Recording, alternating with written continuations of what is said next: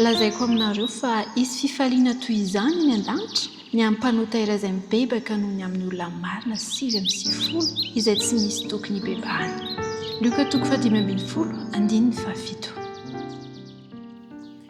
Eo amin'ny fiainantsika arak'izay vaky teny izay dia manana mpiandry tsara isika. Mpiandry miay antsika sy tia antsika dia tsy iza izany fa Jesosy Kristy. Tombotsoa indray no iarahantsika ao anatin'ity mofinaina mahafinaritra ity ary ahafahantsika ihany koa miaino ny tenin'Andriamanitra mba ho tari-dalana ho aisanao sy ny ankonanao ho amin'ny lalan'ny famarinana sy lalan'ny famonjena. Ny tantaran'ny ondry very sy ny mpiandro no maneho ny fiahian'i Kristy antsika tsiraray avy.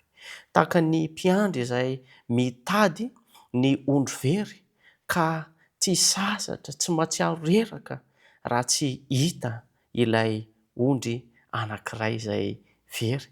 Tahaka izany ihany koa ny asan'i Kristy eo amin'ny fiainantsika, mitady sy miantso mandondona ny fontsika isan'andro Kristy amin'ny maha-mpiandry tsara azy ary miaro aisanao, miaro ny ankonanao sy mikarakara antsika tsiraray avy i Jesosy Kristy.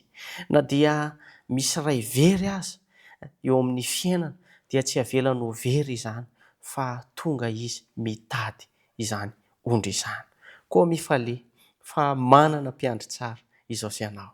Tsy mitsahatra izy mitady ary rehefa hita ny very dia mankasitraka sy mandray azy amin'ny fitiavana fa tsy amin'ny fitsarana na fanamelohana izay very ka hita indray izany Jesosy Kristy.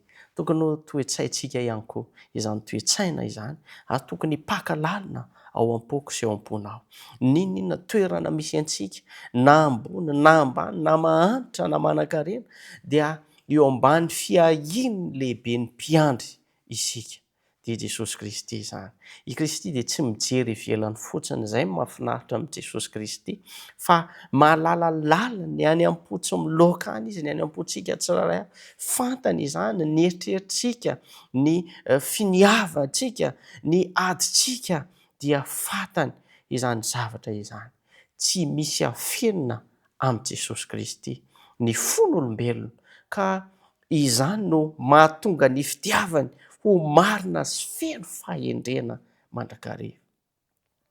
Izany fiarovana sy fiahiana izany no mampahery antsika hiantehitra amin'ny tanteraka, hiankina tanteraka aminy, hametraka ny mombantsika eo am-pelantanana satria tena tia aisanao Jesosy Kristy.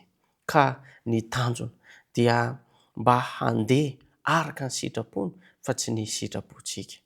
Raha fehezina izay voalaza izay dia Kristy no mpiandry tsara, miaro sy mikarakara antsika rehetra na dia very aza isika ary tsy voafetra amin'ny toerana na toe-javatra ny fiahiany sy ny fikarakarany aisanao ary fantany ny tsiraray amin'ny fosiny toetra ainy any anatintsika tsiraray avy any.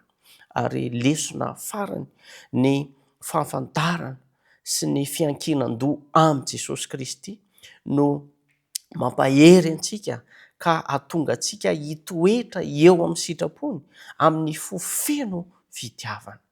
Miantso anao indray ny Tompo, miantso ny ankonanao ny Tompo amin'ity anio ity, ry namako, ry havana malala.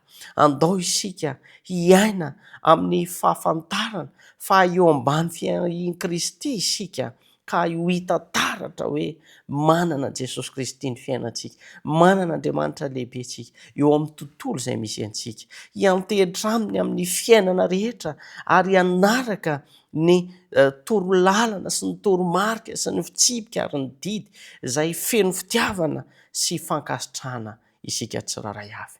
Andeha isika hivavaka ary manasa anao handray-po izao vavaka izao.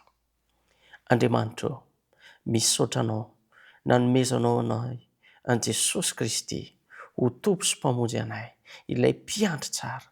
Misaotra anao izay, noho izany fitiavana izany.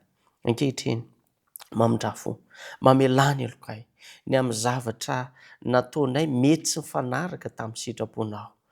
Koa aoka ny teninao dia hitarika anay tsiraray avy ho amin'ny lalan'ny famarinana ary ho hita taratra eo amin'ny fiainanay fa manana mpiandry tsara izahay ka na ny fanoloran-tenanay na ny fomba fiainanay dia fanaraka amin'izany fanananay mpiandry tsara izany.